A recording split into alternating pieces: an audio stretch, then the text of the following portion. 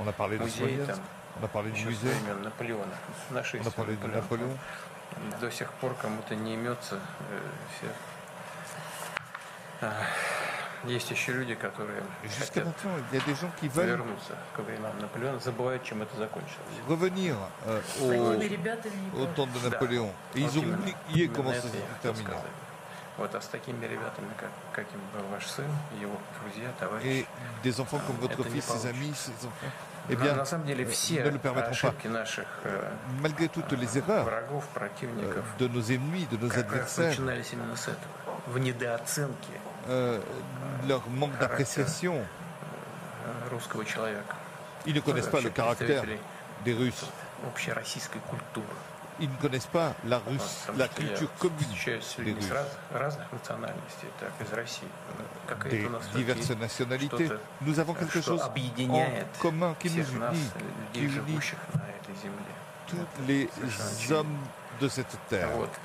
Philippe Béchat, bonsoir. Suite à l'allocution du président français, la Russie n'a pas manqué de s'exprimer sur l'envoi de troupes européennes en Ukraine. Selon le ministre des Affaires étrangères, toute implication des pays de l'OTAN dans le conflit signifierait une guerre déclarée à la Russie. Pensez-vous que ces propos réussiront à les dissuader tenant compte de leur position va-t-en-guerre? À quel scénario faut-il s'attendre? Alors, je vais essayer de recontextualiser.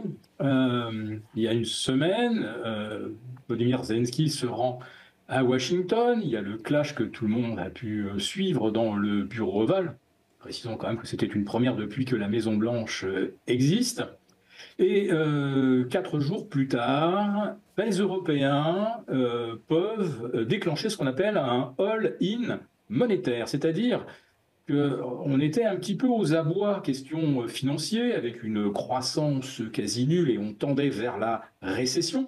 On avait des pays surendettés, notamment la France. On ne savait pas comment s'en sortir. Et là, d'un seul coup, eh bien, on va lancer des grands emprunts pour se réarmer, 800 milliards côté Europe, 500 milliards de plans de relance en Allemagne qui tire une croix sur 35 ans d'orthodoxie budgétaire. Et l'Europe, qui était un peu à l'agonie, question croissance, va pouvoir donc mettre un ticket de 1000 ou 1200 milliards pour se relancer économiquement. Et le prétexte, évidemment, c'est la menace de Vladimir Poutine, qui ne s'est emparé que de 20% du territoire ukrainien après 3 ans d'une guerre cruelle. Donc il n'a pas réussi à s'emparer de plus d'un cinquième de la Roumanie. Et on veut nous faire croire que s'il n'a pas réussi à vaincre 45 millions d'Ukrainiens, il va être capable par contre de vaincre 450 millions d'Européens surarmés, puisque en fait le budget militaire global de l'Europe est supérieur à celui de la Chine, au moins 3 fois supérieur à celui de la Russie.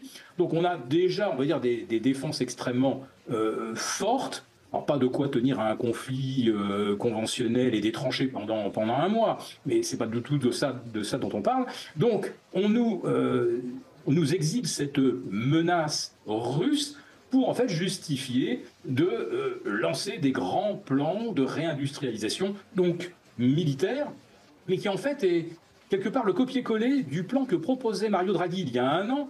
Et la coïncidence, c'est que le montant de 800 milliards est exactement celui que proposait Mario Draghi il y a 1 an. Alors là, c'était plutôt pour développer des investissements dans l'intelligence artificielle, soutenir des entreprises qui souffraient d'une énergie trop chère, etc. Bon, là, maintenant, c'est assumé. Ça sera grâce à l'investissement militaire qu'on va réussir à faire une relance. Alors Philippe Béchat, dans son adresse à la nation française hier, Emmanuel Macron a évoqué la nécessité d'un réarmement de la France, des pays de l'Europe. Mais dispose-t-il des capacités financières nécessaires pour se réarmer? Eh ben, c'est justement ça, la clé et le grand basculement qui vient de s'opérer il y a 48 heures.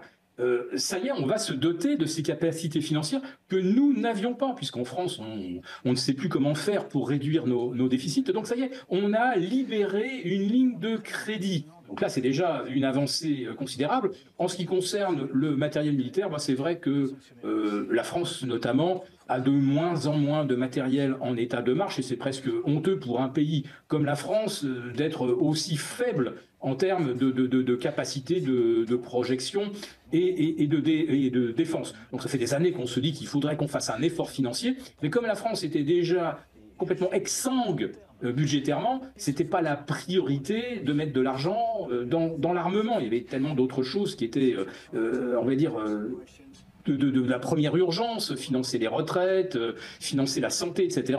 Bon, là maintenant, ça y est, on a choisi un axe.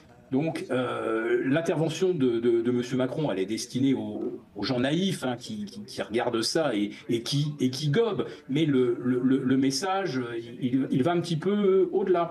Donc, l'Europe, là, prend une décision qui fait un petit peu rire à l'étranger, parce que vous ne trouvez pas une presse ou des médias dans des pays comme la Suisse, l'Autriche, même l'Italie, pour dire que Poutine est une menace. Bon, on ne va pas dire non plus que Poutine nous veut du bien, mais il mène son pays comme d'autres qui sont concurrents de l'Europe, comme les États-Unis qui ont saboté Nord Stream, comme la Chine, etc. Les hackers de nos hôpitaux, d'après ce que je sais, ils ont été identifiés et ils ne seraient pas russes. Voilà, mais c'est pas grave, on peut le dire. Comme il n'y a pas un journaliste qui va venir contredire le président, il peut raconter absolument tout ce qu'il veut. Alors, voilà, pour revenir à un point que vous avez évoqué, les 800 milliards d'euros, quelle lecture vous faites de cette somme ratifiée par les 27, 800 milliards d'euros pour muscler la défense européenne? Ouais, ça paraît assez cohérent. Le budget du Pentagone est de 800 milliards tous les ans. Nous, c'est 800 milliards étalés sur plusieurs années. Donc voilà, à l'échelle de l'Europe, c'est pas non plus des sommes folles.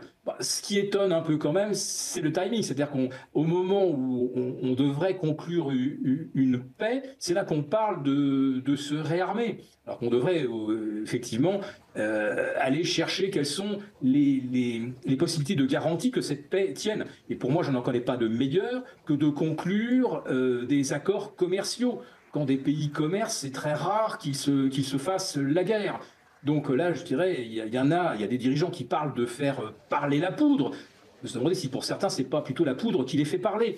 Mais je suis assez optimiste. Je pense que l'enjeu, c'était d'obtenir ces 800 milliards pour aller plus loin dans l'endettement en Europe, et qu'après, on va certainement revenir à la raison.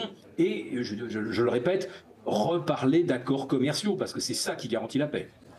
Alors, Philippe Béchade, merci pour toutes ces précisions. Je le rappelle, vous êtes économiste et rédacteur en chef aux publications Agora. Alexis Poulain, bonsoir. Dans son adresse à la nation française hier, Emmanuel Macron a évoqué la nécessité d'un réarmement de la France, des pays de l'Europe, mais dispose-t-il des capacités financières nécessaires pour se réarmer? Mais non, c'est tout le problème. La France, c'est un pays surendetté, 3 400 milliards d'euros de dette et qui ne font qu'augmenter, un déficit budgétaire énorme. Et pour la défense, eh bien, que propose l'Union européenne de Mme von der Leyen? Un plan d'investissement de 800 milliards d'euros, mais c'est encore une fois de la dette et du déficit avec une règle particulière, puisque si cette dette concerne le secteur de la défense, alors elle a le droit de dépasser l'objectif des 3% d'endettement, de déficit des budgets des pays membres de l'Union européenne. Donc on est là dans une incroyable ingénierie financière où des leaders vont volontairement surendetter des pays déjà surendettés pour aller à la guerre d'une certaine façon, ou du moins subventionner un secteur de défense qui a pris beaucoup de retard.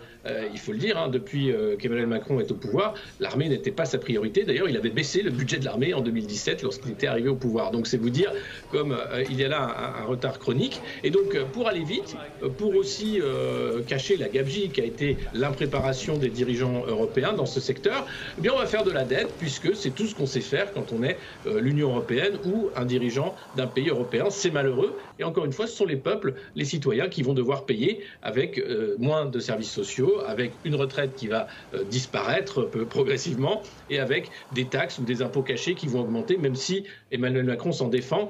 Ce financement de la défense ne se fera pas par augmentation d'impôts. C'est une manière de dire qu'il y aura sans doute une baisse des services publics, donc d'une certaine façon un moins-disant social en France. Alors Macron a également parlé d'un possible déploiement des forces européennes en Ukraine. Il a dit qu'il reste attaché à l'OTAN et au partenariat avec les États-Unis. N'est-ce pas illusoire dans la mesure où Donald Trump a clairement montré tous les signes de désengagement en s'inscrivant dans une logique de paix? Oui, alors c'est-à-dire que là on vit un moment étonnant, c'est-à-dire que deux pays qui ont été ennemis pendant des années se tendent à nouveau la main. C'est pas la première fois. Russie et États-Unis retrouvent des relations cordiales à l'aune d'un accord de paix en Ukraine, et ce sont les Européens qui veulent la guerre. Alors ils appellent ça une paix juste et durable. En réalité, c'est une guerre qui doit durer jusqu'à la défaite de la Russie. C'est ça qu'il faut entendre dans la paix juste et durable en Ukraine. Or, les Américains ne veulent plus de cette stratégie de guerre par proxy. Marc Rubio l'a avoué, il est membre de l'administration Trump. La guerre d'Ukraine était une guerre interposée entre les États-Unis et la Russie par les Ukrainiens. Les Européens veulent continuer cette guerre par proxy, peut-être même une guerre réelle. Quand on entend les déclarations des uns et des autres, on voit que l'objectif, c'est de muscler la défense, c'est aussi d'avoir des positions offensives vis-à-vis de la Russie, avec le parapluie nucléaire, avec les différentes bases de l'OTAN. Et l'OTAN reste un dispositif essentiel dans cette politique de mise au banc de la Russie, de coupe en deux en fait du continent européen. Donc oui, les Européens restent attachés à l'OTAN. Les Américains sous Trump vont-ils y rester autant attachés? Tout reste à voir, puisque les priorités de Donald Trump sont tout autres dorénavant. C'est d'abord la Chine et puis c'est America First, c'est-à-dire l'économie et la relance de l'économie aux États-Unis. Peut-être que les leaders européens devraient s'en inspirer. Alors pour revenir à l'OTAN, selon le ministre des Affaires étrangères, toute implication des pays de l'OTAN dans le conflit signifierait une guerre déclarée à la Russie. Pensez-vous que ces propos réussiront à les dissuader, tenant compte de leur position va-t-en guerre? À quel scénario faut-il s'attendre? Je pense qu'il faut s'attendre à un scénario de pourrissement, hélas, où on voit bien que les Européens, et je ne dis pas les leaders européens, cherchent en fait la provocation et l'étincelle qui pourrait permettre d'engager les pays dans une guerre réelle, directe avec la Russie. Tout ce qui peut les retenir actuellement sont les capacités militaires réelles des armées européennes. Et c'est pour ça d'ailleurs qu'il y a cette volonté d'aller très vite dans le réarmement, c'est-à-dire de se donner peut-être 5 à 10 ans pour avoir les capacités, éventuellement, si les leaders ne changent pas d'ici là, d'aller vers une guerre avec la Russie. Et leur rhétorique est assez claire, c'est de dire les Russes se préparent, eux dépensent beaucoup dans la défense, donc ça veut dire qu'ils vont nous attaquer. Non, ça veut dire que les Russes, eux, ont une stratégie de prévention du conflit en ayant justement une dépense stable dans la défense. Donc c'est ce que veulent faire les Européens aujourd'hui, mais avec un objectif qui est un objectif aujourd'hui inatteignable, dangereux, puisqu'on parle là de pays qui ont l'arme nucléaire. Or ça n'affleure pas vraiment l'esprit de nos dirigeants qui en parlent comme d'une péripétie dans cette escalade voulue par Emmanuel Macron et les leaders européens. Sauf bien sûr Viktor Orban et d'autres qui sont tout à fait sur une autre ligne et qui prennent plutôt la ligne américaine. Donc une des chose qui pourrait arrêter l'Europe dans cette vision guerrière, c'est à la fois de ne pas être en ordre de bataille et tous unis derrière cette volonté, et puis les réalités en fait des armées européennes en termes de matériel et de capacité. Alors j'aimerais qu'on revienne sur un point que vous avez évoqué qui est l'arme nucléaire. Qu'en est-il de la protection par la dissuasion nucléaire évoquée par Emmanuel Macron? Mais justement, Emmanuel Macron a mis sur la table le partage en fait de la dissuasion nucléaire française avec tous les pays membres de l'Union européenne. Ça veut dire donc des ogives nucléaires françaises qui seraient sur le sol lituanien, par exemple, ou estonien.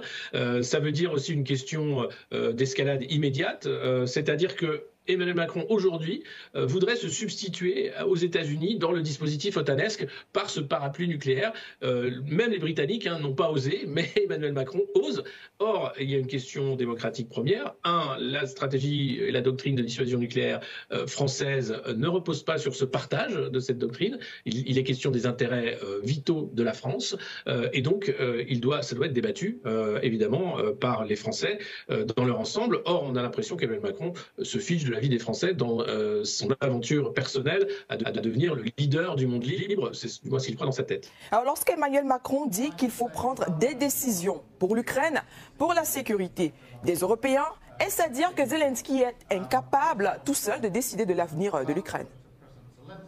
Non, je crois que Zelensky n'est pas incapable de décider de l'avenir de l'Ukraine. C'est juste qu'il n'a pas la capacité aujourd'hui de continuer une guerre sur le moyen et long terme. Et donc les décisions dont parle Emmanuel Macron, c'est effectivement l'arrivée de troupes, les fameuses troupes au sol, pour garantir une sécurité à l'Ukraine, une fois un accord de paix trouvé.